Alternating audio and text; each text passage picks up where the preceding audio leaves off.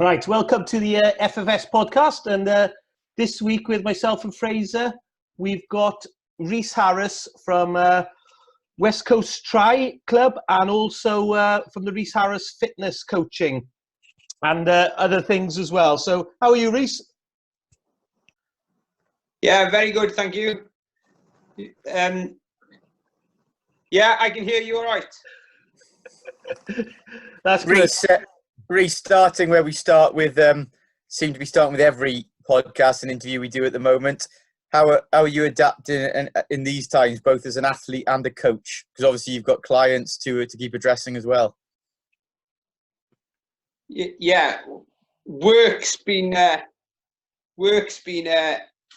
shock to the system. I've been coaching, sort of personal training, sort of endurance athletes, but just your average person as well for the last 5 years, self-employed, and so that has been a bit of a shock to the system when things were having to change. First couple of weeks were quite nerve-wracking, but I mean, we'll survive. You got to, don't you? And there's a lot of people in the same situation, but yeah, personally, I've had to adapt how I work a lot. So doing a lot of classes or one-to-ones, but doing much more stuff online now. I do a couple of classes through this Zoom, and you know, I'm up to about 25 people on the training plan now, which I just update to them weekly, and with completely various goals, but it's keeping me going. And what about your own training? We've spoken to a few others on this very vague guideline, if you like, about you can go out and exercise once a day, and although it's not actual legislation, you're recommended to be no more than an hour. Imagine someone used to your distances would struggle to take less than an hour. Yeah, well, between my own training and work, until this whole lockdown thing, I didn't realise how little I sat down. So, but it actually wasn't easy to stop. It sounds strange, but yeah, I started off. I started cycling on Zwift, so I'd done a lot of my cycling there. And to be honest with you, I've probably been overdoing Zwift. Most mornings when I wake up, I've been going on and you know, finding lots of various things to keep you motivated. Joining these fundraisers. I think I was riding with Shane Williams and a few of them this morning, and you know, those type of things. And it's a good way to race my mates on it as well. But for the outside time, I've either been using it to go for a run, and I've only been running for no more than an hour really, even though there's no strict guideline on the time. Or you know, if we've not been running, tended to walk just to get out the house. Really, it's a strange, it's a really strange situation.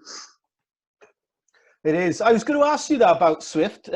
I thought I saw your name this morning because I was on the Shane bike ride. Obviously, Shane's doing a 774 challenge where he's doing 774 miles in 7 days for various charities that he was supporting this year. So I've sort of first time I've ever been on Zwift was a day ago. So I've just come on to it now to do. I do the morning session. I do the 56 miler, and then that's enough for me for the day. But oh my God, it's quite hard work, really, isn't it? The first day I went on that Zwift, I didn't realise, because I'm used to the old turbo trainer type thing. You just pedal. You could actually freewheel going downhill, and obviously you have to work a lot harder going up the hills. So I killed myself on the first day. I did 25 miles sort of flat out. And then the last, sort of 30 miles after that was just a killer. But it's quite a good bit of kit, really, isn't it? Yeah, it's I mean, it's a funny thing really, because I've run a lot of classes and indoor cycling being lots of it. So, you know, from a work point of view, from a sort of business point of view, you want people to come to the classes. So unless I've been doing training plans for people where I know they just can't come to sessions, but they still want some help, you know, I've not overly promoted it, but over this whole thing, it's for a cyclist then, it's been absolutely brilliant, because we can still connect with, you know, your mates, and there's just, even if they're not your mates, they're just random people. It's good somehow, because you know, you definitely miss. I definitely miss the social side of some parts of my work where you just, you know, you get to chat to people really. But I mean, Swift's, yeah, it's pretty good with that sort of stuff. Yeah, that missing that interaction with people and chatting to people is difficult in these sort of times. But you're saying you've still got 25 clients at the moment. Is that up or down from pre-lockdown? But overall, of just people that I get through group sessions and everything, it's gone down. And I mean, yeah, there's less money coming in, but well, yeah, what do you do really? You know, I'll survive. Yeah. But you know, I'm sure it's the same for you. A tough patch, especially with like some of the events and stuff having to be cancelled. Because I organise a couple of sort of low key events, and there's a nice location in Cardigan with a pizza teepee. And you know, we do a 4 or 8 mile run in May, and they put on a pizza buffet for us. And I've been doing it since the 4th year now, would be this year, and we only get 100 in. We pushed it to 120 last year, but yeah, but if we feel like that's a nice number, it's just a small thing. But like things like that being stopped, you know, from a business side, that's tough. But yeah, we're getting by. It's nice. It's nice to have some time to yourself, though, in some positive. Yeah. Going back to the... Sorry, carry on. No, you go, Rhys. I was just going to say, Rhys, going back to the early days in terms of, obviously, you're heavily involved in triathlon now. Were you one of those who endurance events was very much you into from a young age, or were you one that did another sport and then transitioned in later on? Well, growing up, I was just like most of like my mates really, loved sport, but mostly sports revolving around a ball. Yeah. So it was football or rugby really. You know, just trained football and rugby in the week, and then played Saturday and Sunday. And then it got to that age where you had to make a choice. Played more rugby then for a couple of years. But to be honest with you, once I went to university, which is a 3-year window there, I lost my way a bit with all the sport. I can't really explain it. Just, I suppose that sort of life got in the way. But in terms of endurance, properly doing endurance, other than your athletics and everything in cross country in school, it was 2008, so I was 21. Funny thing, really. Just decided. I remember I was playing rugby up in college in Cardiff, and every time when I was younger, we'd do the fitness tests in the rugby and football team and stuff, and without even training, I'd be one of the stronger ones, but I just didn't think much about it. But I remember after 3 years off sport, and trying to make a comeback, we had a fitness test in the summer with Cardigan, and we ran a couple of miles, and I was one of the last ones. And it was a real shock. And to be honest with you, a bit of a flick. It was like a bit of a flick of a switch. I just started running, and just got well into it. Really, makes me think really that I think I've mellowed out now. But at a young age, I was quite a lot of all or nothing. So my endurance journey sort of started in 2008. I did Llanelli half marathon, and it went from there really. Had a go at that, almost turned everything on its head. So went from loving a beer and a social to just be training, and that it was like that for a couple of years. But it's changed a little bit now. I'd like to think the novelty's worn off, and it's just a way of life now. But it's been a long journey, lot of events. Yeah, so obviously you say Llanelli half was your first one then. When did you start getting into the triathlon scene? 2012. So yeah, I've been running a lot for 4 years. I'd done a marathon under 3 hours and stuff. I felt like I was quite a fit man, but being sort of 25, I thought I was invincible. Went to watch Ironman Wales. I think it was the first one in 2011. That's right. And decided 2012 that I needed to do it. And it started there then, really. I couldn't really swim. So went to get lessons. Just ploughed on my own for ages. Wasn't getting anywhere. Had a few lessons, but just didn't really put the time into it. But I thought I'd be fine. Bought a bike, cycled a lot, ran a lot, thought the marathon would be a piece of cake because I'd done so many. But my sort of naivety to the event, Ironman Wales was my first triathlon. What was it? I wasn't an unfit person, but it was completely the wrong approach. But back then, triathlon's gone massive now. But back in 2012, there was one other chap from the area that I knew doing it, and I was 25. He was 20 years older than me.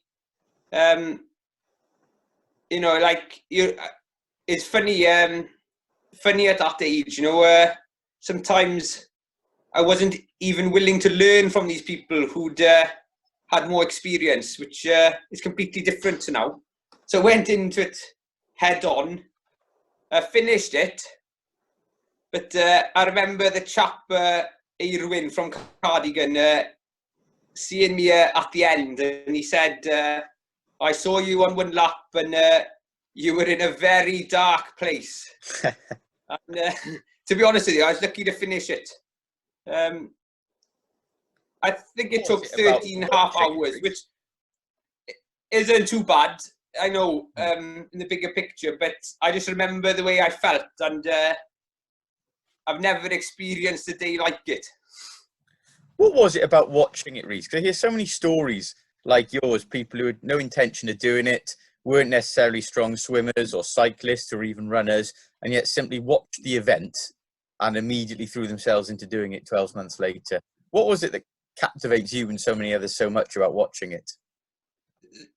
I think it's natural to have I wonder if I could do that type of moment from it. A friend of mine actually had done it in 2011, so watching him, gave me a bit of, maybe I can do it if he can do it. also going down, on paper, the distances seem ridiculous. But you go down to watch and, there's all shapes and sizes there, all people with different backgrounds. I think it was just more of, I wonder if I could do it. And it's funny because when people come to me and say, I want to do Ironman in 12 months' time, and they've got no background in this sort of thing, now from these years down the line, I'll often try and tell them maybe make a 2-year project. But, on the other hand, I also understand the appeal to do it. 2 years, 3 years, it's a long time. But I think there's just that thing of you wonder if you can do it, a challenge at the right time in people's life sometimes maybe. So what, you obviously did it, was it 13 and a half hours or something on the first one. What was your quickest time? I've done like 10, 15 in Outlaw, which is a flat one, and 11 in Tembe. Yeah. Which again, it's a good effort, but I don't know. I feel like I can do better. Maybe again, it's the sportsman thing. But I'm in to do it this year, but I'm not holding my breath with it being on. But the triathlon journey has been the last 8 years on and off. I've done 8, and I don't know, there's other stuff I want to do on the endurance side, but that's where I'm at with it now, really. I was just going to say, I was going to get onto that other endurance stuff, but I know you've done Ironman Nice as well, haven't you? Yes. You've done that one yourself, haven't you? I have, yeah. I was just wondering, what's that? Yeah, have you? Yeah, I have. How does that compare, do you think, to the Tembe one?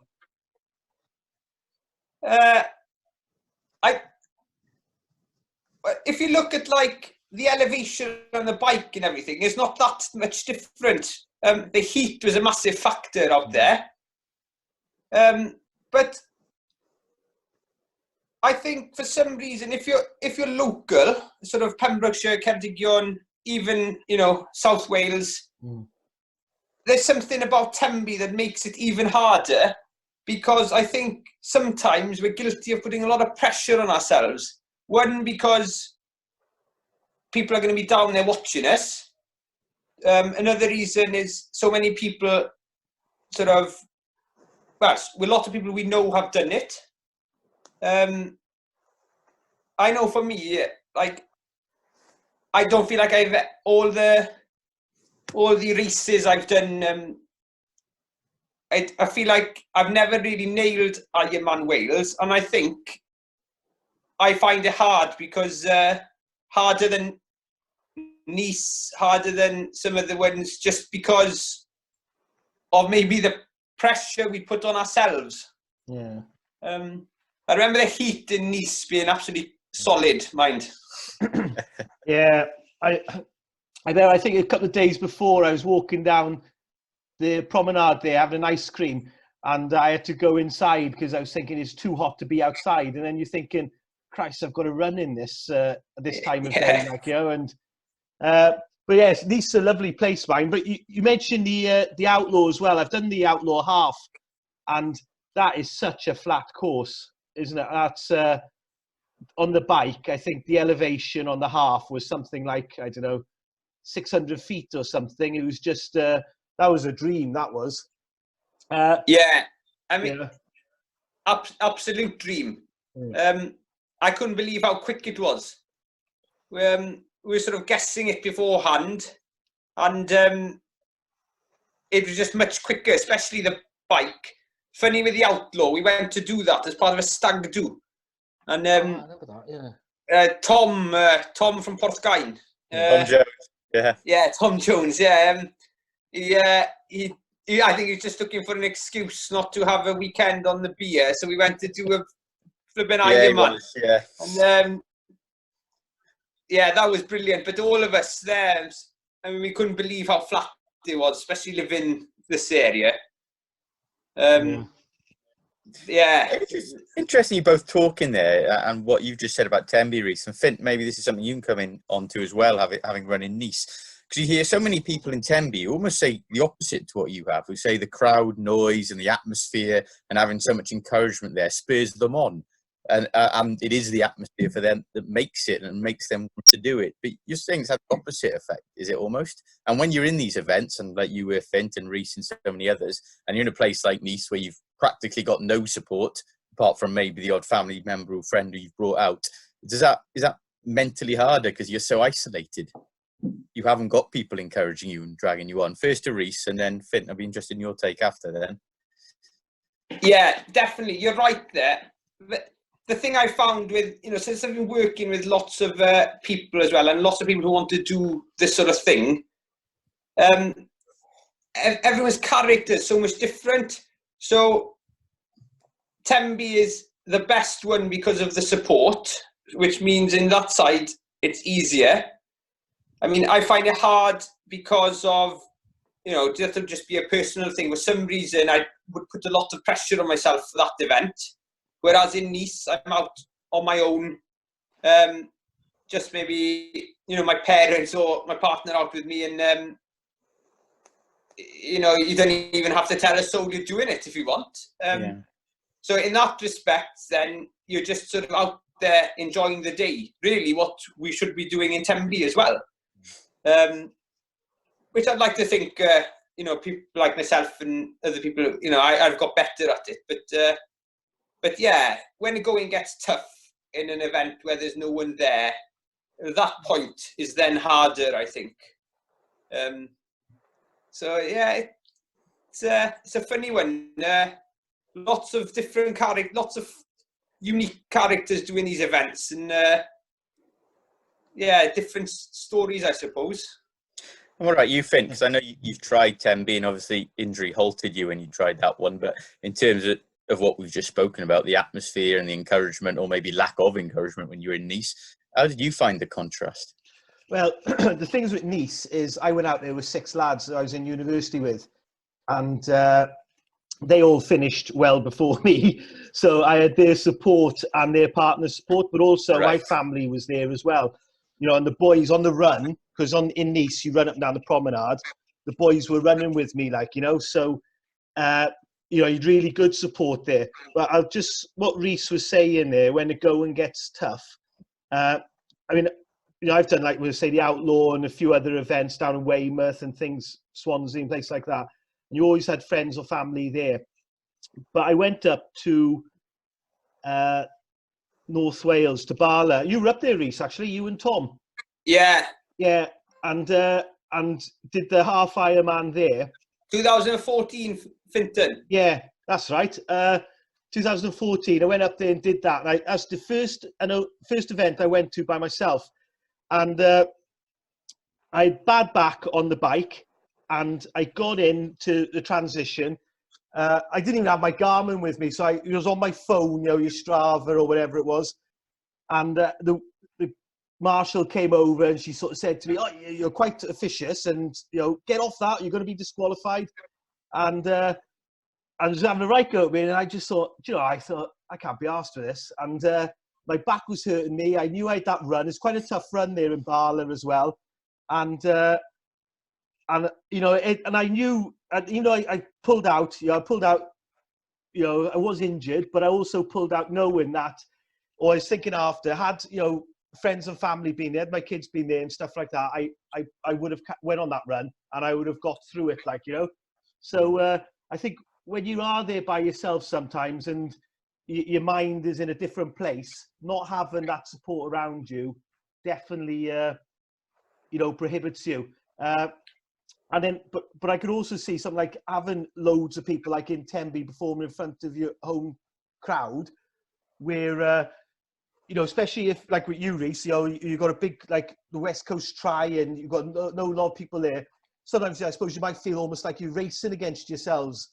You're putting pressure on each other because you want to beat someone, you want to be the quickest off the bike, you want to do this, you want to do that. So, Yeah, it's I can see it both ways, but for me, I definitely think it's better to have people around you. When the going gets tough, even on like Swift yesterday, uh, someone texted me and said, "Oh, I just looked on there now. You're doing really well. Well done." And you get that through, or you get the thumbs up, or someone past you that you know. It's an encouragement, isn't it? It bucks you up, really. Yeah, the encouragement. Yeah, you only need one person sometimes. I remember, sometimes on that Zwift, you do races and stuff. And before now, I've started it, decided I just haven't got the legs for this morning, and dropped out. But if one of my friends has sent me a message, sort of to do it with me, or I don't know, some sort of support.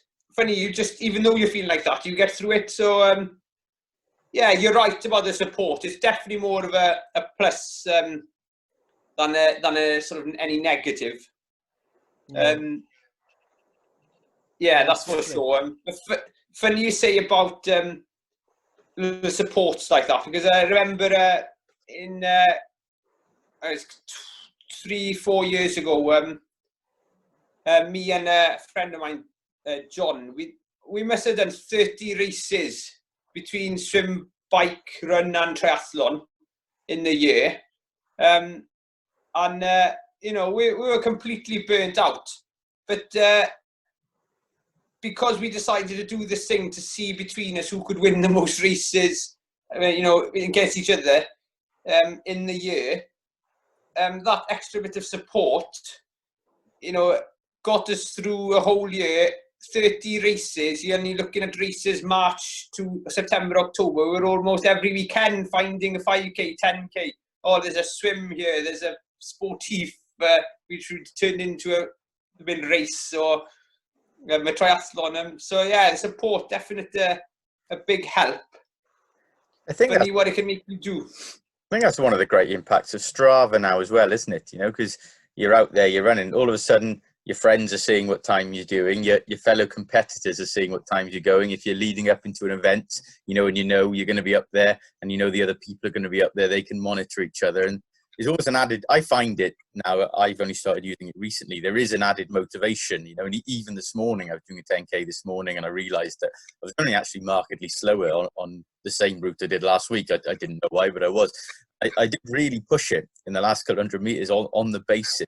In my head, I was thinking, God, people are going to notice I'm a minute or two out here. What are people going to think? So there is, I think, endurance is such almost like an open concept now. There's no escaping it. It's not. It's on social media. There's time in apps, the lot, that it does drive you on, knowing so many other people are watching. Yeah, it definitely does. Oh, Strava and social media, since sort of more, I've noticed this more since I've been coaching, as much of a good thing that they can be an absolute nightmare from my side as well, because when you're prescribing people a plan or whatever, there's a reluctance to go slow because of how it would look on Strava. There's that impact of seeing what your mate or just someone random really that you have on these apps has done, even though it's nothing to do with your own sort of journey into your end goal. But in that sense, it it can be a negative as well. But yeah, they're great tools, and because especially endurance, years when I first started, it was quite a lonely sport.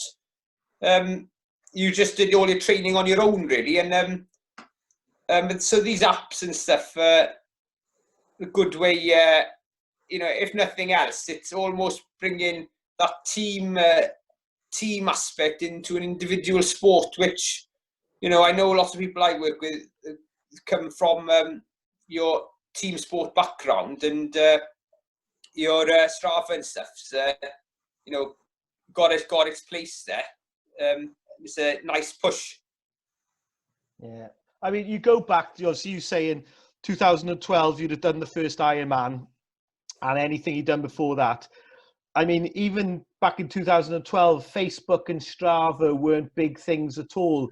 So, you know, when you were doing those things then, it was definitely more under the radar, wasn't it? But the introduction of these apps and you know, social media, you know, has made businesses like yours and like mine, you know, the events business and, you know, the training, it's helped us, you know, as much as they've got negative points as well, they're great promotion tools, and they're great, I would say promotion, great for sort of inspiring people, because people see all these things and they think, I can do that, or it's going to encourage them, like, you know, to get out and do something because they've seen their mate who they might think, Christ, they're not that fit, or they weren't that fit a few months ago. You know, I could do that, you know, and it's good in that sort of way, definitely. Yeah.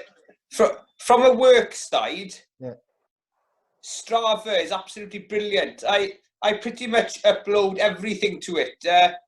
Fast, slow, good day, bad day, because I almost want to try and lead by example. I also want to show that some days you're good, some days you're not. You know, and yeah, with the events, like your own events with Man Up, you know, like sometimes you might get 10 or 20 extra entries the following year just because someone's seen that their mate's done it through Strava. Yeah.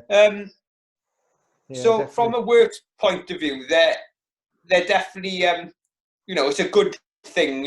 It's good promotion, and it's a good way to interact with people and show people that you're human as well. I think going back to the triathlon bit with yourself, and I seem to notice, I might be wrong here, but you appeared to sort of go a little bit away from the triathlon and then head to look to do other endurance events, more perhaps ultra marathons, bit of mountain biking, and was that something that you just thought, you know, you wanted a break from it, or just explore different things? Yeah.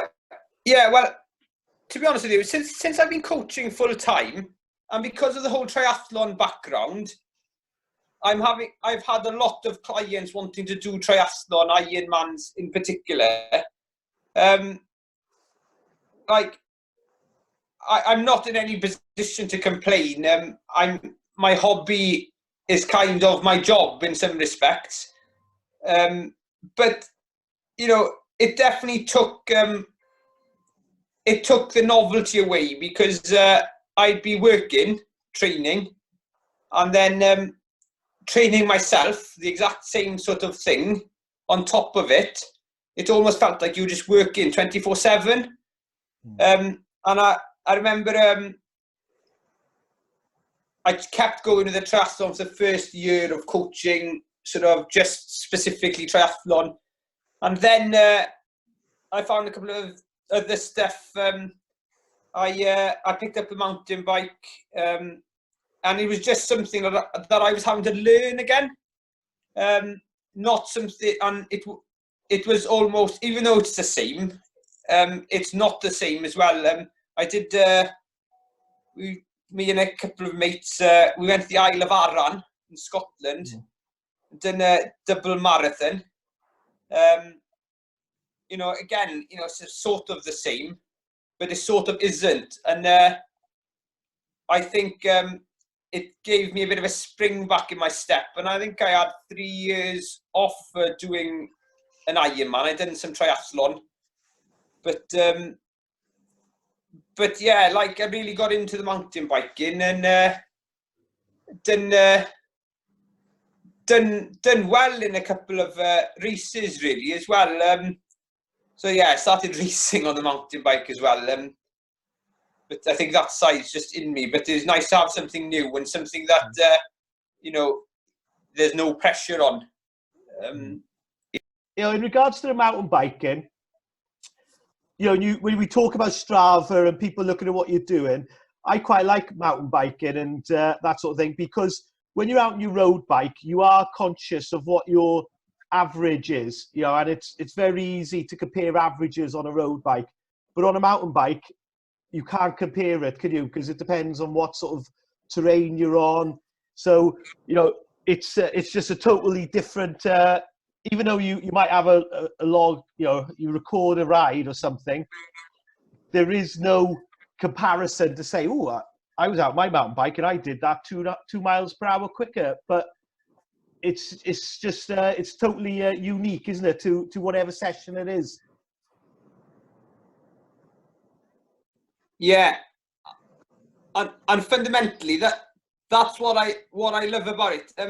I mean, really, as much as triathlon's what I've done in the last few years, I'm just a bit of an endurance junkie, really. And like someone saying yesterday, because we were just talking about training over lockdown, because some people's, the way people focus on their trainings, it's caused a bit of an issue with they can't get motivated and whatnot. But saying to someone yesterday, like, really, when you love it, it's just like a soul thing, really, or something you do for the mind, and the simplicity of off-road, especially.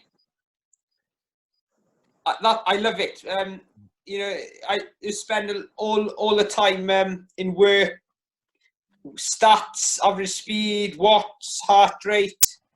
You do that maybe with the trails, but it's just much more pure, and it's more of an adventure. And when it comes down to it, that's what I like. And I just, currently just looking at what sort of adventures, events that I can find to give me the next challenge after, had Ironman Wales been on, or if it is on.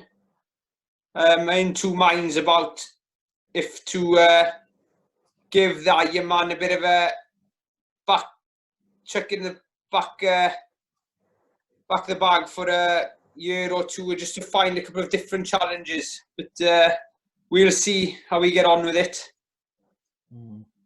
Rhys, you're one of these people, and I think this can apply to any three of the typical endurance disciplines, and maybe Finn, one of the reasons why people prefer a Raspberry Santa or a coastal marathon, to a flat road one. Are you one of those people who likes the buzz and the adrenaline and of the slight element of danger? So when you're mountain biking, obviously you've got that terrain, you're never guaranteed the surface. You don't always know, especially if you haven't done the route before, you don't know what's around the next corner. There is that element of danger to it, isn't there? Are you someone who thrives off that more than, say, a road race where you're looking for as quick a time as possible? I don't know. I wouldn't say I'm an adrenaline junkie. I think I've done sort of triathlon and running and road races and stuff because I sort of like racing. Racing my mates is what I really like doing, if I'm honest with you. Yeah, no, I was going to say, touch on there, because you mentioned racing your mates. I was going to take us on to the West Coast Tri. Obviously, West Coast Tri is a club or team, or how would you describe it?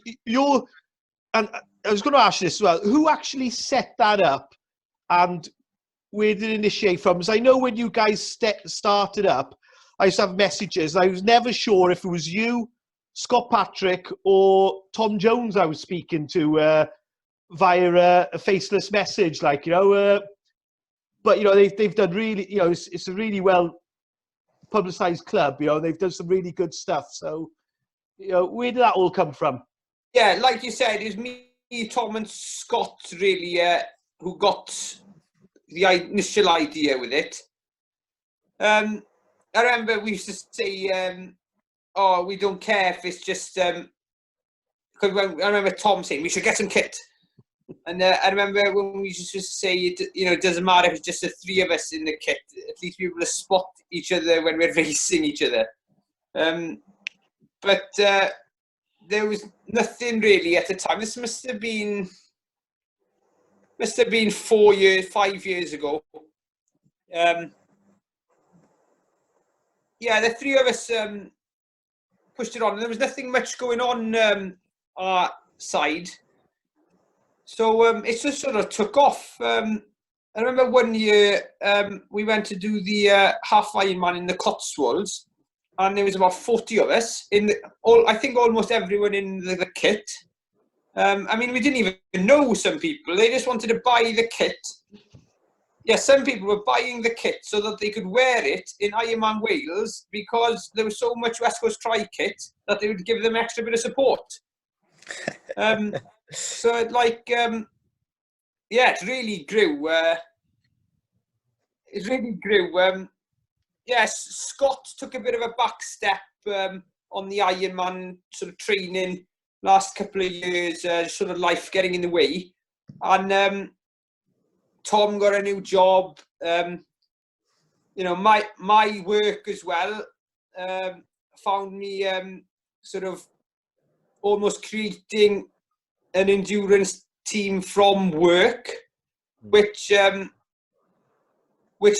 there was a bit of a crossover with the clientele. Some of the West Coast Tri clients, because we're all one really. So the growth has plateaued out, but it's still there, and I'm sure you speak to the boys. We're proud of what we've done there, and hopefully, there's much more growth to come with it. Yeah, no, it's a good. It was a good club, and they came down. Well, you guys came down to support a lot of our events, but it was always good, when you see any clubs, when you turn up and there's 10, 12 people in the same kit, it does look impressive, and it and it's good, and that's another thing for motivation, isn't it, and spurring people on, because although you'd set up as a club, I suppose it was, I know, because I see a lot of your social media stuff. I say your social media stuff, the West Coast Tri, and people who said that they were inspired to do events and they do them, and perhaps they weren't the same standard as you three boys, but everyone was all inclusive, and people were just sort of being inspired to take on these challenges. So I always sort of look at it and think it was a really good model. It was a good thing.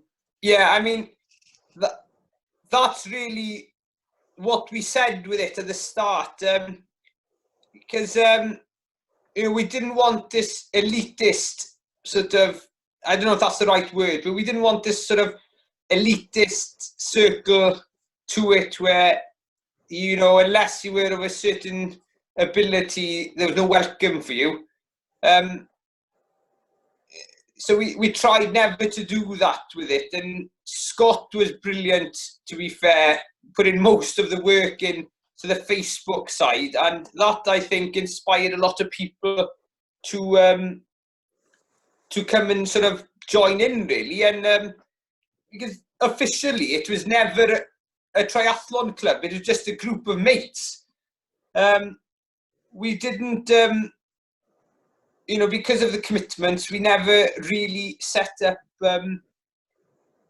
any structured training nights. So it's been, it's bizarre really, but also inspiring that we managed to get sort of 50, 60 athletes. I think there was 35 athletes in the kit in Ironman Wales one year. It's absolutely brilliant, and it was across the board as well with the speeds. Some boys were doing really well and being competitive, sort of on the front. Some of the ladies as well. Some of the couple of ladies involved are super strong.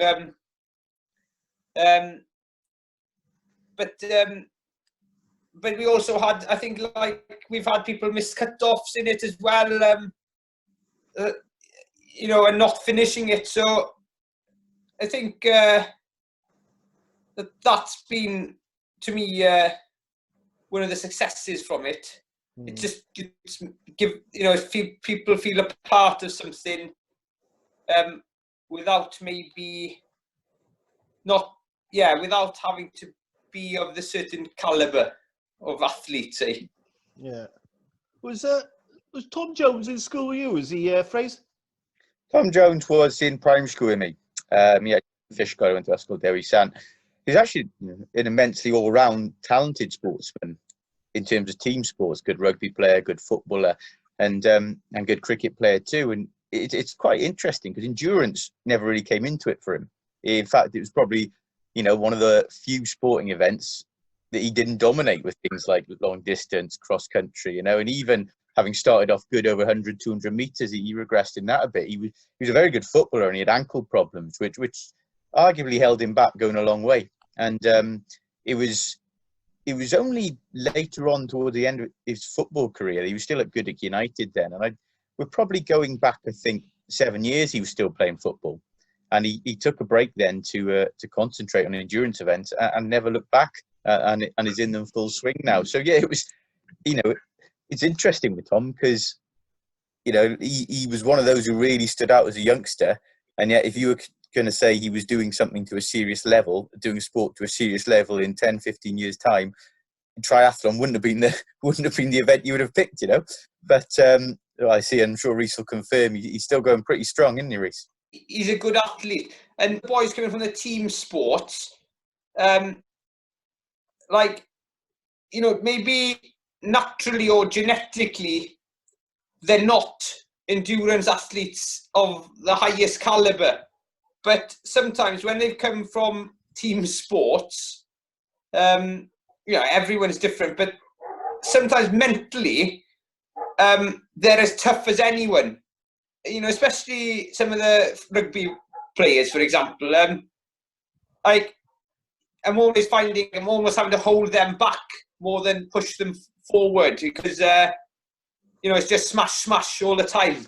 But once they're able to be trained a bit with the endurance side, with the strength they've got mentally, they become really decent endurance athletes. And Tom's brilliant. He's as tough as anyone and a really good athlete. Yeah. Yeah, he was a good rugby player when he used to turn up for St David's every now and again when he'd help us out. That's right. He hadn't played after years of not picking up a ball, wasn't it? Yeah, and he'd be like one of the best players on the pitch, fair play to him. Just going to say, Rhys, looking forward now, 5-10 years time, obviously you're still in your young 30s, if I've calculated that right to you. 5, 10 years, 15 years down, what do you see for yourself? Is it you still want to be competing at these levels? Are you one of those who just want to keep going as long as you want or as long as you can? Or is there a time frame where you think you'd like to maybe step away from the competitive side and concentrate more full-time on coaching? Yeah, that's a funny one because I think about that regularly. I almost feel already since I've been coaching as a full-time job that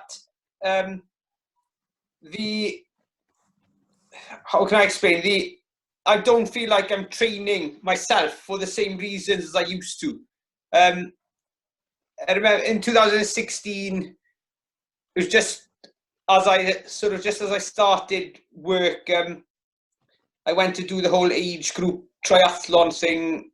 It was duathlon, bike run, and we were representing GBR for our age, and we went to Australia, we went to Germany, and at that point it was really, we're taking it pretty serious, and but a lot of that's changed. I feel like I'm already almost starting to make the transition of I'm purely training because I love it, which is probably going back to like the whole mountain bike and the adventure events. That's why I've done it, because I've not been specific to to one event myself. I've just been specific to wanting to be a fit man, I suppose. And I think that's how I'll go with it going forward. I mean, with work, sounds a bit, I have a small studio now. I've always had this dream that we'd have a studio with a cafe involved.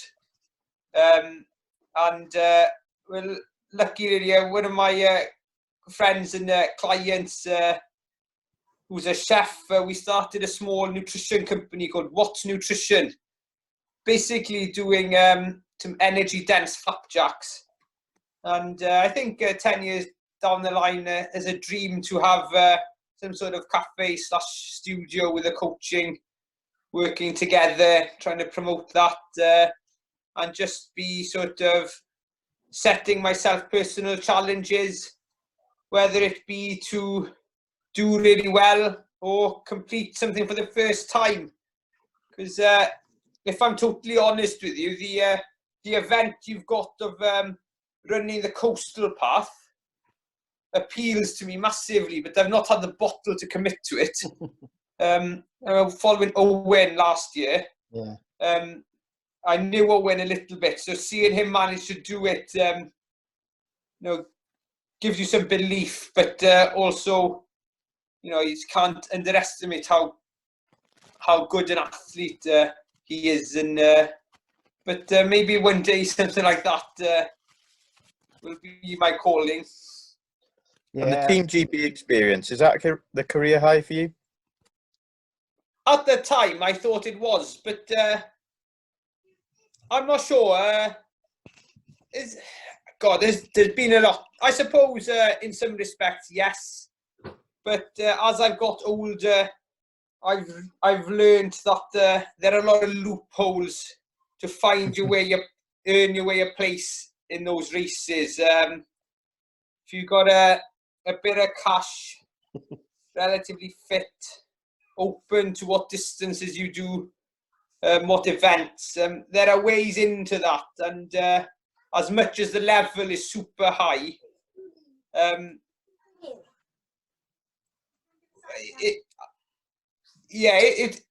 it's not what I don't know how to explain it. It's a great experience to go abroad and race, but there are other challenges, I think, without getting that title of wearing the GBR kit, as bizarre as it sounds, on the amateur level, that are as appealing, really. I mean, the first Ironman was personally one of memorable. Some of the people I've worked with as well, seeing what they've done, some of them in some respects is a sort of career high thing on a different angle. I ran a triple marathon one time, fairly well. They were memorable moments, I suppose. It's hard to say. Name one thing. Managed last year to get the title of Welsh champion in the off-road duathlon as well, which I don't know. I'm not personally. I think some of the people hadn't turned up. I was lucky, but there's things that memories that I'll carry with me forever. Lots of equal ones. Difficult to name one. Sure. Yeah, fair play. There's a lot of stuff there. It's funny you saying that. That Coast Path challenge that we do. The marathon, the coast, the 3 days, the whole Pembrokeshire Coast Path. Of all the events we do, that's got like the least people do it. It could be like 3 or 4 people start it, but that's the one that gets the most views and the most watches and the most sort of correspondence. So I think events like that, sort of, a lot of people do look at them as a bucket list sort of thing that I'd love to be able to, as you said, have the perhaps a bottle to commit to it, like, you know, which I'm sure you could do it, no problem at all. But being the sort of person you are, competitive as well, you'd want to enter it knowing that you were in the right place to do it well. Is that right? Yeah, and you know, also in the right sort of, maybe there's never a perfect time, but in the right time in your life as well, because you know, being competitive, you know, such a long event, I think is also a weakness. Not a weakness, it would obviously drive you through, but I followed that event with you and seeing how quick people are completing day one occasionally, yet to not finish by day two. Things like that. And, you know, they were obviously shot off because the adrenaline, the competitive side is pushing on. And also it feels all right, doesn't it, at the start? So there's, you know, I think, yeah, everything needs to come together. But it's a scary event. I mean, doing one day feels like a big challenge. The scary thing is how you're going to be the next day, to me. And maybe, you know, because of work and, you know, just the stuff that I like to do, you know, how long does it take to recover? Even if I didn't complete it and completed one day, you know, how long these things will take to recover. But yeah, well, speaking to both Owen and Richard after they completed it, spoke to him like some time afterwards, and both of them said psychologically they were knackered. Like, you know, I think Owen had he definitely had a week off work, if not a bit longer, and then they were saying that it sort of put them somewhere where they just didn't want to compete in anything else for a good while. So it is one of those things that, you know, you've got to look at the aftermath as well. Like, you know, if you've got a busy Monday morning, you know, it's probably not the best thing to be doing, like, you know. So, but yeah, well, hopefully that'll be what event we'll get to do this year.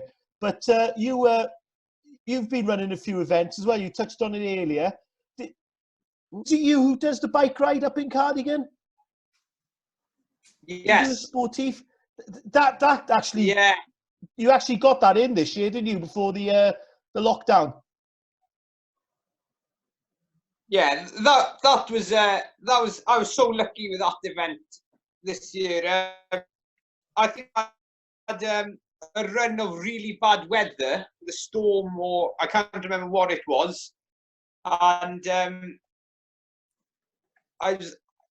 it would have been the first time that I would have had to cancel one, and we had stuff 100 cyclists. It's only a small event, but you know, it's the safety side is still, you know, as you know, is when you're organising, the only thing you care about is that everyone makes it round, or everyone's in one piece when they decide that they're not going to finish. But yeah, we squeezed that in. We had a really rough patch of weather, and just that morning of the event, we delayed the start.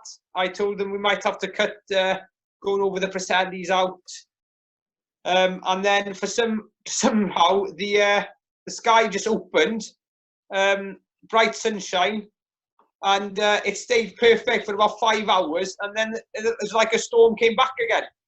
So we managed to squeeze it in, which was yeah, I won't forget that. Yeah, it's good when that happens. Not so good when it happens the other way. Haven't had a bit of a nightmare recently. No, no. But yeah. There we go. So yeah, Fraser, anything else you want to? No, I'd like to get onto the lockdown lowdown now and see what answers are coming. But no, no, but you know, before that, I actually just going back to what we talked about a couple of conversations ago. There, I think that's actually quite commendable, Rhys, and that was very interesting to hear you talk about Team GBR like that, because there are so many. I've been guilty in certain sports in the past. You know, people who do anything to be able to say they've had that shirt or they've had that vest, even if they're deep down, you know, it's maybe not quite as merited as they like to make out. I think that's a very interesting point of view for you to say that about Team GB selection, which many people would maybe be lauding as the ultimate, you know, that it didn't rank that highly in terms of your greatest achievements. Wow. Yeah, I'm not sure how publicly I'd normally say that, but you know, it's true. British Triathlon are a business like lots of other people, and you know, you earn it, but you're not getting it for free.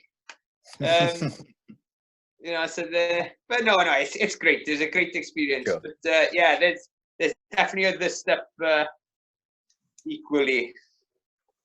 Right. What we're going to do before we wrap up... What's that? Put him on the spot then. Yeah. Before we wrap up, right, what we've been doing on these podcasts is asking people the lockdown lowdown, which is like, we'll give you two choices. We'll give you a question and you've got to pick one of the answers. So basically, if we'll be put into lockdown now for another 3 weeks or whatever it is, so for 3 weeks, you'd have to give up one of these things, right? So which would it be, right?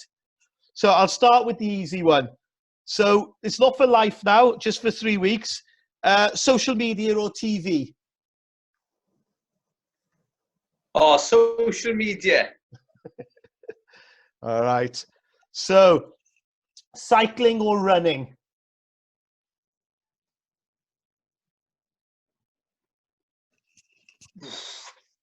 At the moment, I'd say running. So you'd give up your running at the moment, would you? Yeah. All right. Yeah, well, for 3 weeks. Right. If you had to, you could only hang one jersey on in your room there for your West Coast Tri jersey or your Team GB jersey.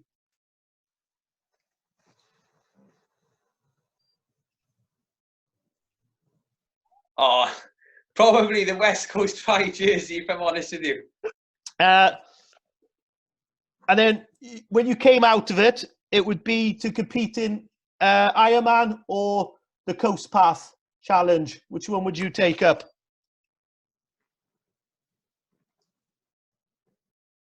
Say that again. So if you came out of the lockdown and you could compete in one challenge, which would be Ironman Wales or the Pembrokeshire Coast Path?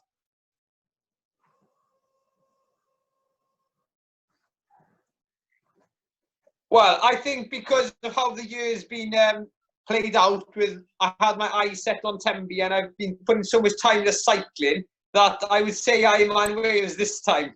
All right. And last question, you could have, for the 3 weeks, you could have one guest with you. Tom Jones or Scott Patrick?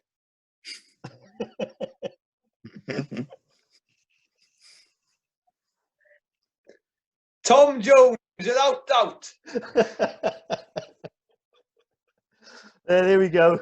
Wise choice. I won't ask you why that is, but yeah. Hey, well, it's been good to have you on, Rhys, and good luck with obviously surviving this. And you know, it's hard for all like little businesses like ours to you know, keep the momentum up and keep going. But it sounds like you've got, you know, it sounds like you'll be all right, and you've still got people there who are being loyal to you, which is great in times like this. So good luck with that, and good luck with whatever else you take on. We hope to see you on the start line for something sometime in the future.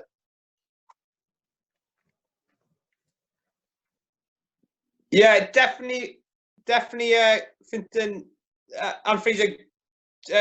Hopefully, I'll be with you sometime soon, and yeah, good luck to you guys as well. Hopefully, just a little speed bump for us. But yeah. I was just going to say before I went, I was digging through some stuff earlier, trying to stir up some memories in case I needed to bring something up in the chat. And I found this little trophy. It's the Ras Dewi Sant Half Marathon 2014, and I was thinking that it was the first year you'd run it, but maybe I was wrong. I thought you did win it the first year,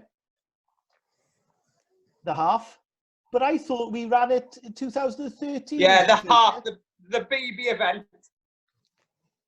Yeah, 2013, I think, when we did it. What does that say on it? 2013 or 14?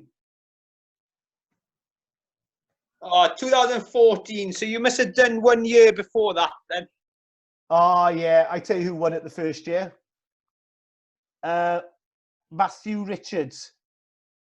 Do you know him from Harvard West? Med Richards. Oh, St David? Yeah. Right. He's from, his family's from St David's. Med Richards, school teacher. We'll claim him. Huh? Yeah, we'll claim him. Yeah. His uncles set Rasto sat up with me, Carwyn Richards. So it was his nephew. He's a good runner. So he, I think he won the first year, and I think you won it then the second year we did it. He's an amazing athlete. Yeah. Don't tell him I said that. Hopefully he won't listen to it.